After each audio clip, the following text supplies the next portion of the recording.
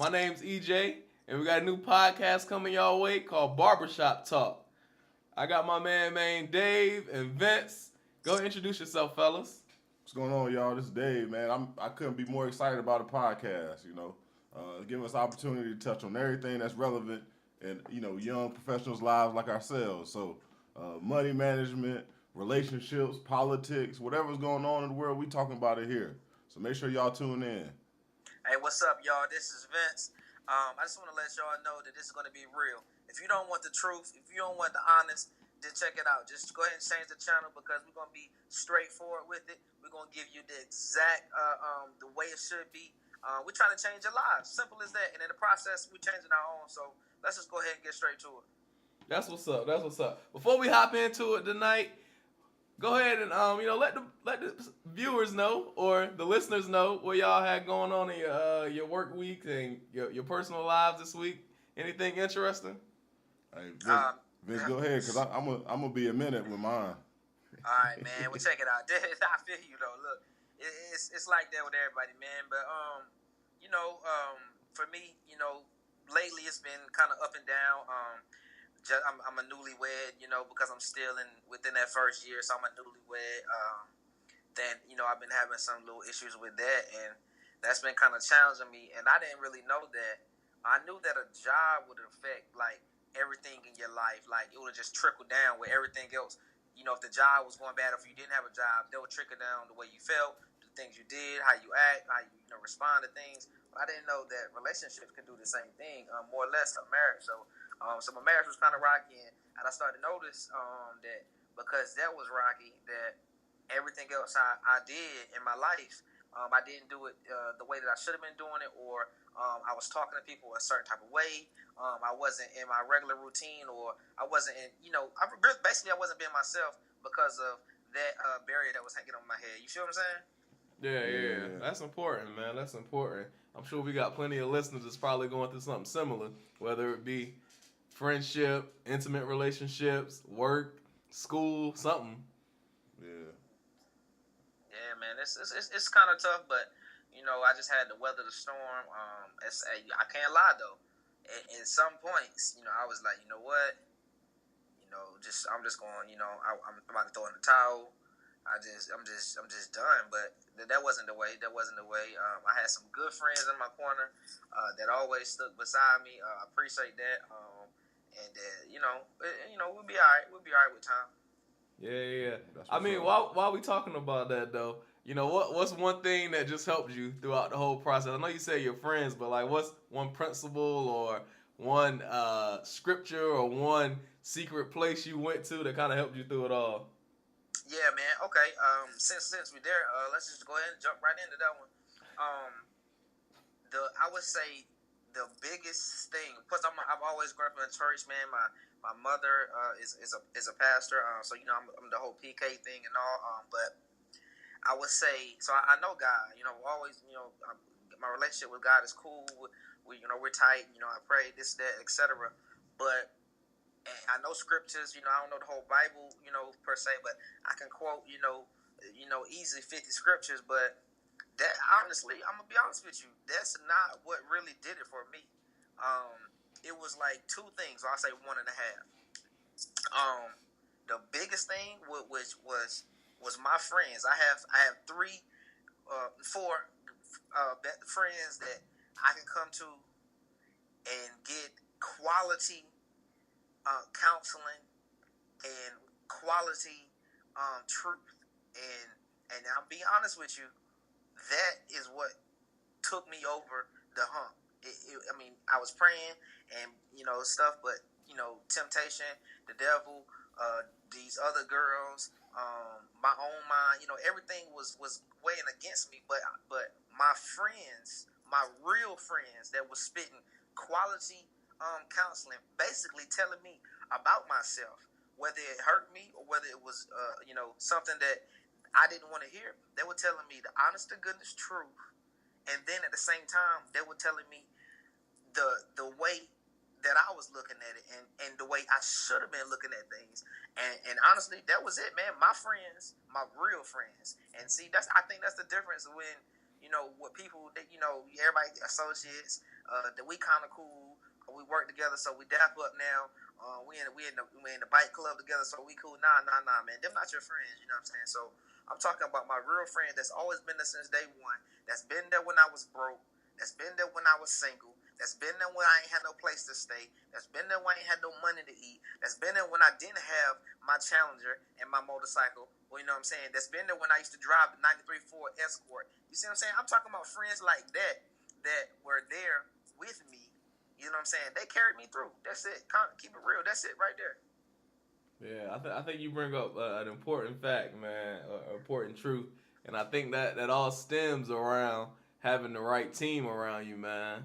Whether it's your parents, your siblings, your best friends, any of those people, coworkers, all of that. Whoever your team is, I think that's very important. Yeah. So yeah, I'm gonna hop over to Dave and see what he got to say about all of this or what he got going on. Yeah. First of all, let me go back and touch on that was real, Vince. I'm with you on that, bro. You need a good support system, to bring you through. Everybody hit a valley, so that you right about that, bro. But for me, really, everybody that don't know me or don't really know me that well, whatever. I was a director of marketing for Zaxby's. You know what I mean? I had a franchise over here that I worked for. Unfortunately, I got laid off. I had been slinging bird for about 3 years. You know what I mean? But I got laid off. So your boy was out here scrambling trying to find something. They hit me with a severance and all that, so I was straight for a little while. But your boy's out here trying to find something. And actually, just yesterday, man, I accepted a position. I'll be getting licensed to sell life and health insurance as well as estate planning and financial advising. So that's a big move for me. I don't have any experience in that field, but I'm excited, man. I might jump in feet first and see if I can hit the ground running and just take over the world. That's always my plan, man. Is just if you want to do something, do it 100%. And just go hard. So I was in that same valley you was talking about, but you gotta work to come out of it, and you'll find a way. So luckily I'm on the back end. Hopefully, what I'm saying. I'm excited, man. So really, outside of that, that's really all I got going on, man. I was 100% career focused. That's kind of how I get, man. I just when I got a problem, whatever. That's the only thing I can focus on until I fix it. So. Whether that's a gift or a curse, I don't know. But luckily, I'm back in the workforce and I'm ready to get going, man. Yeah, that's what's up, man. I appreciate it. You sharing that with us, fellas. Yeah, so similar to to piggyback off what Dave was saying, I was in a similar valley myself. So, being a new dad or whatever, me and my girlfriend just had a baby. Harper turned 4 months last week. So, we're excited. She's growing up fast, real fast. But I was working for a company myself, and about 6 months in, I'm giving it my blood, sweat, and tears. One day, owner bring me into the office and just tell me, "Yeah, man, I don't think this is the right job for you. I don't think you the right person for the job. And so it's best that we split ways." And so, I was shocked, I was hurt, I was disappointed, I was doing all of that. And so, it was tough. It was tough. I was unemployed for about, I don't know, maybe 2 months, probably, something like that. It happened around the beginning of November. I didn't get a new gig until the beginning of January. And so, I got that new gig. Much like Dave, I got a job working for a bank. I had never had any banking experience. And what happened was about 2 weeks into that job, I found out we was getting bought or acquired by another bank. And so, here I am thinking, man, I made it. I got a job. I got weekends off. I got the whole deal, sweet deal. And then I get that news. And so from there, I kept my head up. And just like Vince said, just like Dave said, I had a support system.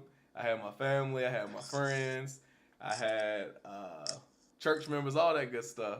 Old coworkers, old people I went to school with. And, we were all just praying, believing.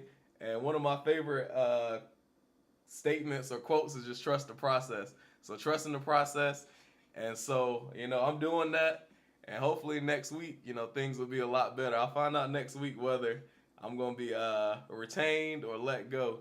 So I'm excited. I'm trusting the process, and I'm sure, much like you two, I'll come out on the other side. Oh yeah, man. It is what it is, bro. Yep. But all right, man. Let's go ahead and jump into this topic because I'm excited. I've been telling y'all about staying sharp. I've been texting y'all in the group chat and everything, and so I got some really good ideas. But just based off what we all just said, I think this is probably a really good topic for tonight. So I was watching the news last night with Nakia. I always watch the news when I get home, probably about 5:30 or whatever. And I saw this come across the screen, and they were talking about how much controversy it was causing. So I just want to see what y'all boys think about this. There's a billboard here in town, or not in town, but in the Triad, that says. And just so y'all know, we in Greensboro. Oh yeah, sorry, yeah, we in Greensboro, and we got my man Vince is Skyping in or whatever, FaceTiming in. He in Greensboro part-time, though. Yeah, oh yeah. 336, what's up, baby? Yeah, Vince did his time here in the city. So the billboard reads, "Real men provide, real women appreciate it." And that's all the billboard says. And so I think, if I'm not mistaken, this weekend, this weekend there's supposed to be a protest at the spot where the billboard is, and the lady who is basically leading the charge was saying that this billboard leaves out a lot of marginalized groups. And on one hand, I agree with her because I think it leaves out, the homosexuals, it leaves out women, it leaves out a lot of different other groups. But on the other hand, being someone from a traditional household, I kind of agree with the billboard to some aspect as well. And so, I'm gonna back out and kind of let y'all see what y'all think about that. Hey Vince, let me get this one, bro. Let me. Man, I was rubbing my hands together. Right, you know what I'm saying? I'm like, yeah, we on the same page. Go ahead. I couldn't wait. All right, look, and we might agree on this. I don't know, but now I'm from if people don't know us, Vince and EJ are brothers, and they from a similar household as me. As far as we still lucky enough to have both our parents in the home. In both cases, both of our parents both work, but also really in both cases, our mothers kind of run the house, if that makes sense. So anything domestic, anything in the house, you gotta go to your mama for. That's my observation about y'all household. If I'm off base, then y'all tell me. But that's definitely the case in my house. Okay. All right. So, the billboard is very traditional Southern values billboard. Like, you're not gonna find that billboard up top. You're not gonna find that. You probably not gonna find that too many places. Now in the South, I do think that's a way of life that it's always kind of been like that. And to be even more honest, y'all can hate me, y'all can not F with me or whatever. Not that I don't want my girl to do well, not that she can't work or whatever, but I kind of prefer a traditional relationship. I think that me personally, I know myself well enough to know that I would not handle my girl being a breadwinner for an extended period of time, like for years at a time, very well. Like, I want to provide, and I want a woman that can understand the sacrifices and the hard work that I put in to provide for her. I mean, and I don't say just provide like, man, we got some noodles tonight. I mean, provide like, if we want to drop everything and go on vacation, we could do that. You know what I'm saying? That's just, I have a more traditional view. Now, this woman, the lady that was protesting or whatever, she does have a point. Like, some other groups were being left out. But when did we become like so politically correct that every time we say anything, we gotta make sure we include everybody? Like, I mean, the message of the billboard can be related to every person's relationship, in my personal opinion. Like there's times where you have to kind of apply things to your life, to your situation. It ain't black and white, cookie cutter fits you to a T, but you can apply, in your situation, wherever, wherever you have going on, who is, I guess, the man, and who would be the woman, or basically what it comes down to is, and who is the provider and who is the appreciator, for lack of a better term. But I don't have a real big problem with it, to be honest, because my views kind of my principles kind of line up with that, and I'm not saying that's right or wrong. I'm just saying that's who I am. I think that's who people that live in the Bible Belt down south. That's majority of us are that way, and I think that in a lot of ways that's a good thing. Sometimes it's seen as kind of old school thinking or whatever, but I mean, I'll be the most supportive dude in the world for my girl, and so that's not the thing. I don't want her to. She don't need to be barefoot and pregnant, but at the same time, I do want to be what I consider to be, and I'm using air quotes right now, the man of the household. Right. And I don't think I would do well in a relationship where that's not the case, because I'm gonna do everything in my power to make sure that I'm the breadwinner and that sort of thing. And it's not from a standpoint of I want her to not do well. It's just more that I hold myself to a certain standard. Because at the end of the day, that's my dad did for me. And, you are a lot of times you kind of duplicate what your parents did. And, I saw my dad working long, crazy hours to make sure we were straight. And I would be selling myself short if I didn't at least meet that same standard. You know what I'm saying? Yeah. But go ahead, though. Yeah. Before you go, Vince, I want to just piggyback off what Dave said. Just the last part. It's gonna be quick. It's always funny though, cause he always say, "Bruh, every time I came home, I knew that light switch was gonna work. I didn't even have to think about it. I just come in the house, flip that switch, and know that the lights was gonna be on." Hey, whole time though, that's really how my household. That's how my dad told me he loved me, bro. If I go in the refrigerator and there's food in there, or I go I can get some snacks if I want them or whatever, and the light switch come on every time. Like we don't say a whole lot of I love yous and we don't either. I miss you or whatever. Yeah. But man, I'm telling you, every time I went to go hit that light, it came on, and that's because bro was working 10, 11-hour days, and I can respect that. You know what I'm saying? And that's good stuff, man. Oh man, so check it. It's real simple to me. But like I said, everybody got different views. That's why it'll be two different sides of the party at the protest. For me, I see it as this: we have something called testosterone. All right, that within itself makes us, whether we make $1 or $1 million, that within itself makes us the head honcho. We real men don't know how to be nothing else in my mind but the head honcho. We can only tuck our tails and go hide in the corner, but for so long before we say, you know what, forget this, I'm about to go knuckle up.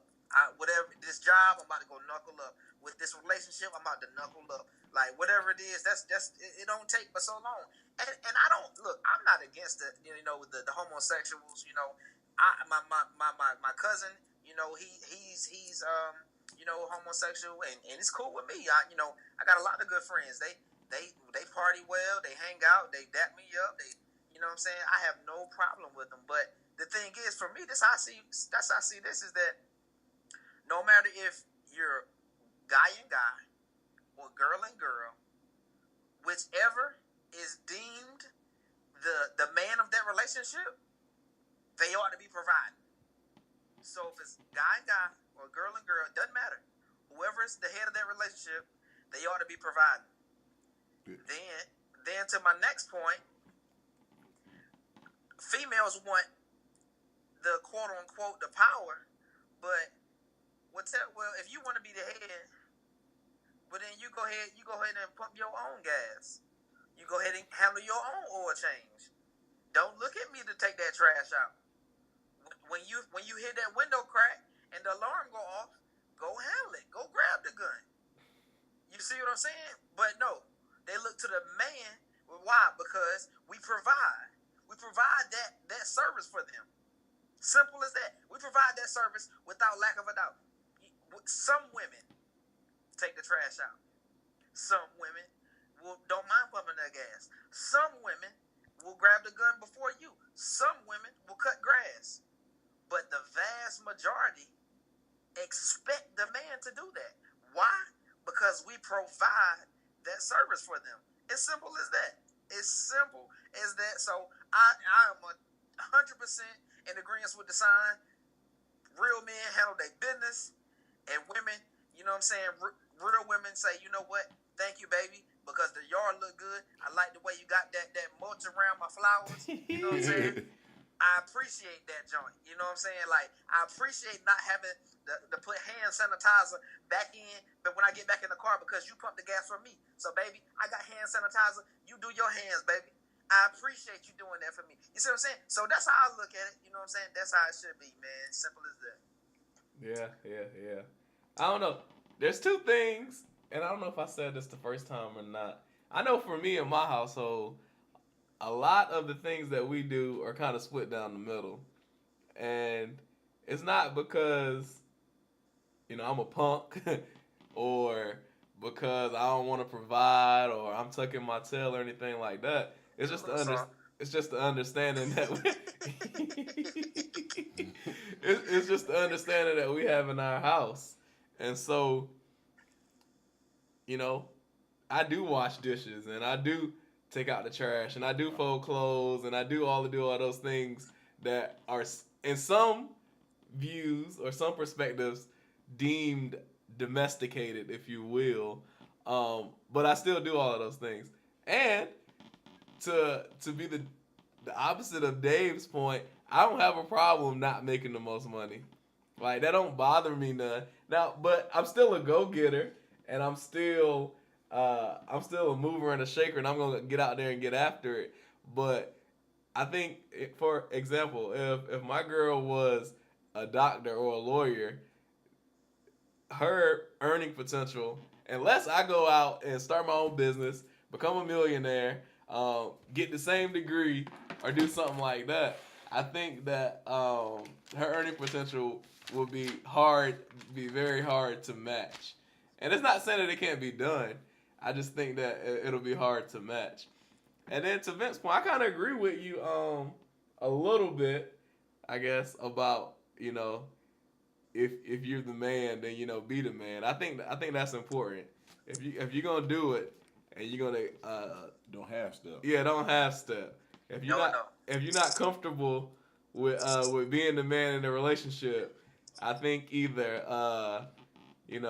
tell your girl that up front and kind of see what she do, or just get the heck out the way and let a real man come and do his thing. Or, and again, I'm being inclusive. So if this is, like y'all said earlier, 2 guys or 2 girls or whatever may have you, but if you don't want to take the responsibility of the provider, as Dave said earlier, I'm using my air quotes. If you don't want to take that responsibility of being the provider, then get out of the way and let somebody who will come in and take that role happily off your hands. Yeah. You're right. I know. That's good points. Good points. Yeah, I think just the last thing, just to put a bow on this, if I don't know if I said it, man, I don't have a problem with helping out around the house. Again, I'm not saying I want my girl to be barefoot and pregnant, but you know what I'm saying, but because my mom didn't teach me that way. I didn't grow up that way, so I'm not saying that at all. You don't have to wait on me hand and foot, but I think as far as the house goes, I'm fine with splitting that down the middle. But your boy is going. I'm sorry, man. It's a character flaw, or whatever. It's a competition. It's a friendly competition between me and my girl about who's gonna make more money. And I think that's just. I mean, there's nothing wrong with competition. So that's just where I'm at with it. Yeah, true. Look, we got a couple more minutes left before we wrap this one up. I just want to throw this out there since we were talking about providing and everything. Yeah. We go out to eat, me, my girl, my whoever, my significant other, if you will, and we've been dating for a while. Are you supposed to pay every time? Just me personally. Again, my fault, Vince. You want to go ahead? Cause I'm quick with mine. Yeah, I'll jump right into this one. All right. So I don't care if I've been dating you for one day or whether I've been dating you for 10 years. All right. So of course initially because I'm the man, you know what I'm saying? This is my ego, that's just me, this is my persona. I'm gonna pay, you know what I'm saying, probably the first, let's say probably 20 times. And I don't mind paying the next 1,000 times. But I just feel like at some point, if you're into me like you say you're into me, at some point, if you love me like you say you love me, at some point, if the sex is good like you say, like the way you moaning, you know what I'm saying? At some point, you should say, you know what? I'm gonna look out for you today, Big Daddy. You know what I'm saying? I got you. Hold that card today. You know what I'm saying? I got you. You know, simple as that's how. Hold. You know what I'm saying? At some point, she'll come in and say, you know what, I got it. Yeah, I'm with you, bro. Like for me, you and I almost the same. Like, first of all, anybody that know me, I got a pretty simple rule, bro. If it's my idea to go out, well, I'm gonna pay. There's no discussion need to be had. If I invite you somewhere, I'm paying. Oh, okay, I see that. I can see that. All right, now to add on to that, even if she invite me somewhere, I probably still pay. Cause like you, for me, it's just like I just consider that's what the man should be able to do. Now, if I don't have it, one thing that go a long way with me is that I know that you got my back. So if I don't have it, and if you know me, and if you in a relationship with me, you know I will tell you when I don't have it. Because I don't have no problem sitting at the house and cooking at the house. Bro, when Dave low, bro, don't leave the house. Bro, so I'm telling you. Never. I'm telling you, bro. I don't have no problem letting you know, man. Look, I don't have it. And really, I think this is, for most guys, we just want to know. It's not even about you actually paying. We just want to know that you will pay.